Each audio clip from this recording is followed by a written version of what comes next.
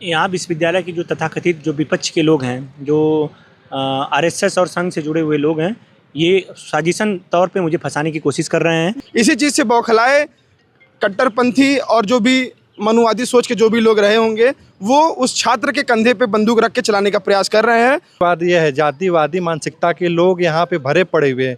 आज एक छोटी सी मामूली बहस को इन्होंने इतनी बड़ी हवा दे दी है। बीते लंबे समय से काशी हिंदू विश्वविद्यालय यानी कि बीएचयू लगातार विवादों में बना हुआ है। उसी घड़ी में आपको बता दें कि अभी हालिया मामला आया है कि ब्राह्मण छात्र को जाति पूछकर थप्पड़ मारना। हमारे साथ हिमांशु यादव जी जुड़े हुए हैं, जिन्होंने कल हिंदी विभाग में प्रशांत मिश्रा नाम के एक छात्र को थप्पड़ मारा था। अब उसमें कितनी सत्यता है पता नहीं, लेकिन हिरासत में जरूर लिया गया था। तो हिमांशु जी, कल पूरा प्रकरण क्या हुआ था और आपकी गिरफ्तारी किस प्रकार हुई? कल का मामला नहीं है, मामला परसों 11 बजे का मामला है। मैं हिंदी विभाग में गया हुआ था अंबेडकर जी के कार्यक्रम को लेके, मैं एक साइन करवाने के लिए, जो कि 2 मेल प्रोफेसर 2 फीमेल प्रोफेसर का साइन चाहिए होता है, जो कि आर्ट्स फैकल्टी ऑडिटोरियम में हो रहा है, एलटी आर्ट्स फैकल्टी ऑडिटोरियम में।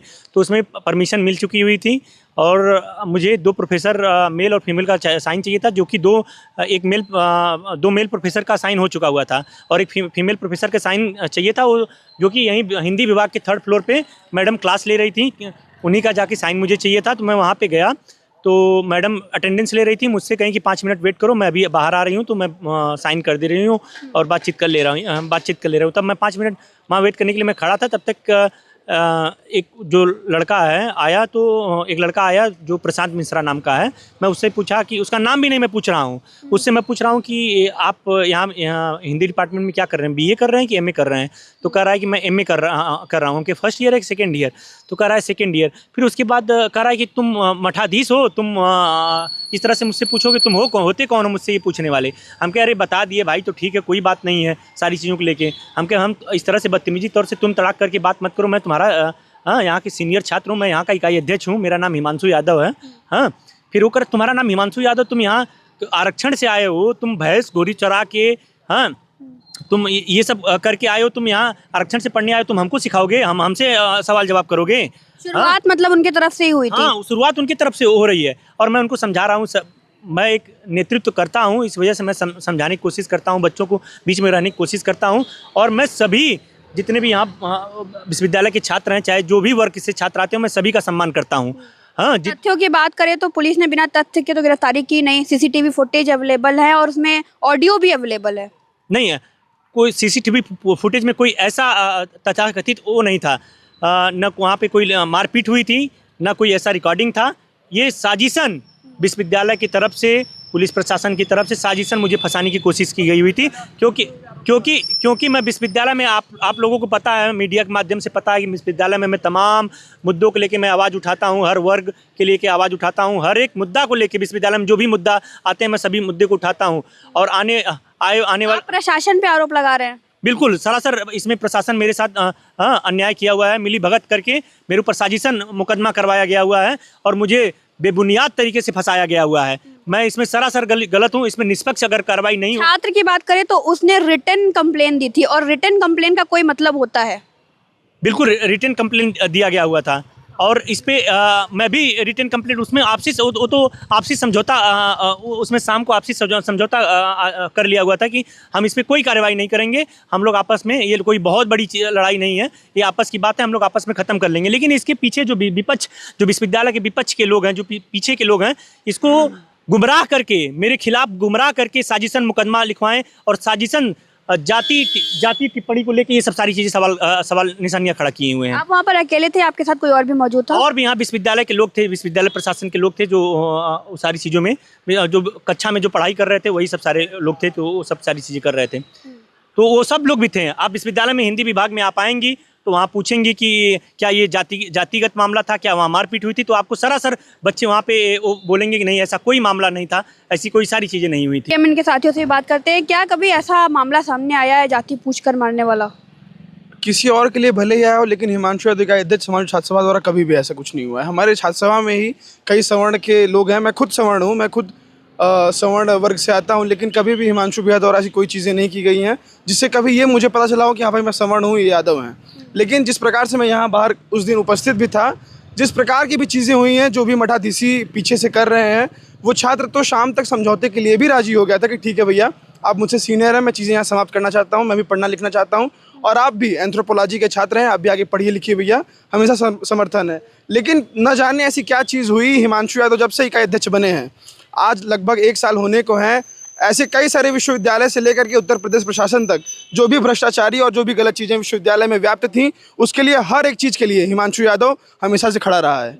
और इसी चीज़ से वो परेशान होकर के यूजीसी का जब भी 3 फरवरी को हमारे यहाँ पे जो रैली, विशाल रैली निकली थी, उसका नेतृत्व करता हमारे हिमांशु यादव जी थे। इसी चीज़ से बौखलाए कट्टरपंथी और जो भी मनुवादी सोच के जो भी लोग रहे होंगे, वो उस छात्र के कंधे पे बंदूक रख के चलाने का प्रयास कर रहे हैं। और हम मीडिया के माध्यम से ये बताना चाहते हैं कि हिमांशु यादव डरने वालों में से नहीं है। वो विश्वविद्यालय में उसी बेदागी से और उसी कर्मठता से अपना कार्य आगे करते रहेंगे। क्या कोई आपसी रंजिश वगैरह भी रही होगी? जी नहीं, बिल्कुल नहीं। ये तो पहली बार उनसे मिले थे। प्रशांत मिश्रा से तो पहली बार इनकी मुलाकात हुई और इसको जातिगत रंग दे दिया गया, जबकि वो भी बच्चा चाहता था कि नहीं ये चीज़ें ना हो, जो FIR वाला मामला हो ही ना। वो तो शाम को बात भी हुई थी उससे, तो बोला कि मैं नहीं करूँगा, मैं तो आपस में मिलकर सब सॉर्ट आउट कर लेते हैं। फिर पता नहीं क्या हुआ कि जाके रात को कर दिया FIR। लगातार हम देखें तो BHU विवादों में बना हुआ है। हालिया 1 महीने की बात करें तो लगातार BHU विवादों में है। हाँ, और इसका विवादों में तो हिमांशु यादव जी को जानबूझकर इसमें घसीटा जा रहा है। जहाँ तक और विवाद की बात रही हो, जो BHU में क्या हो रहा है क्या नहीं हो रहा है, मुझे उतनी जानकारी नहीं है। लेकिन सामाजिक मुद्दे की अगर बात किया जाए तो हिमांशु यादव प्रखर रूप से आगे आए हुए हैं, और यही चीज़ें प्रशासन को खटकती है कि कैसे कोई पिछड़ा समाज की बात को, मुद्दे को आगे बढ़ा रहा है इस यूनिवर्सिटी में, कैसे कोई ST समाज की बात को आगे बढ़ा रहा है, कैसे कोई पिछड़े वर्ग के और ST SC वर्ग का बात को आगे बढ़ा रहा है। तो ये सारी बातें प्रशासन को ये बहुत ही खटकती थी, और प्रशासन चाह रहा था कि जो ये चिंगारी हिमांशु यादव ने जो UGC बिल के समर्थन में जो इन्होंने निकाला था 3 फरवरी को, जो यहाँ विशाल रैली हुई थी, तो ये विपक्ष, ये जो यहाँ के जो संघ के लोग हैं, जो सत्ता संरक्षित लोग हैं, जो ये लोग हैं, इनको बहुत खटकती थी कि किसी भी मामले में सिर्फ हिमांशु यादव का ही नाम क्यों आ रहा है। चाहे क्या विश्वविद्यालय में जातिवाद है? बिल्कुल है, जातिवाद ये है, जातिवादी मानसिकता के लोग यहाँ पे भरे पड़े हुए हैं। आज एक छोटी सी मामूली बहस को इन्होंने इतनी बड़ी हवा दे दी है मीडिया के थ्रू, प्रशासन के थ्रू, कि एक सवर्ण बच्चे को, ब्राह्मण बच्चे को थप्पड़ मारा गया। तो उस दिन मीडिया और प्रशासन कहाँ थी जब हमारे छोटे भाई आदर्श को राजाराम मोहन हॉस्टल में जाति सूचक गालियाँ देते हुए, एक भैंस चरवाहे का बेटा को संबोधित करते हुए, तुम भैंस चराओ, उसको मारते पीट के उसका सर फोड़ दिए, उसका मेडिकल टेस्ट कराया गया। जो सवर्ण जाति के लोग, जो छात्र थे, उन पर एक भी कार्यवाही नहीं हुई, न उन्हें हॉस्टल से निष्कासित किया गया, न उन्हें कॉलेज से निष्कासित किया गया। मतलब पूरी तरीके से सत्ता संरक्षित लोग हैं, सत्ता पोषित लोग हैं, जो ये नहीं चाहते हैं कि यहाँ पे गरीब पिछड़े के बच्चे पढ़ें या SC ST समाज के बच्चे पढ़ें। वो पढ़ना ही नहीं देना चाहते हैं। वो यहाँ तक कि वो आवाज़ तक, चूं तक नहीं निकलना देना चाहते हैं किसी के।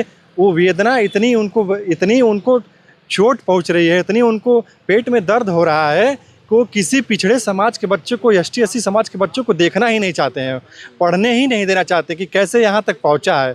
और वो इसको प्रोपेगेंडा को और फैला रहे हैं कि नहीं देखिए, हवा देना चाहते हैं कि नहीं देखिए, इनको बदनाम किया जा रहा है कि देखिए अभी UGC आया भी नहीं है, तब तक एक ब्राह्मण छात्र को मारा गया, जबकि ऐसा कुछ है ही नहीं।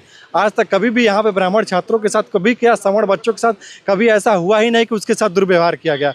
हाँ, अक्सर ये सुना जा रहा है कि सवर्णों छात्रों के ज़रा जो ST SC OBC बच्चों के साथ हैं, उनको ज़रूर उनके कमर तोड़ने का काम किया गया है, उनको पढ़ाई से ज़रूर वंचित रखने का काम किया गया है, ज़रूर उनको और चीज़ें फैसिलिटी से दूर रखने का काम किया जा रहा है। चाहे PhD के एडमिशन में चाहे मामला हो, चाहे छात्र राजनीति की मामला हो, चाहे किसी भी आवाज़ उठाने की मामला हो, हमेशा से ये लोग चाहे हैं कि इन लोगों को हमेशा दबा के रखा जाए। क्या आपको किसी के ऊपर संदेह है?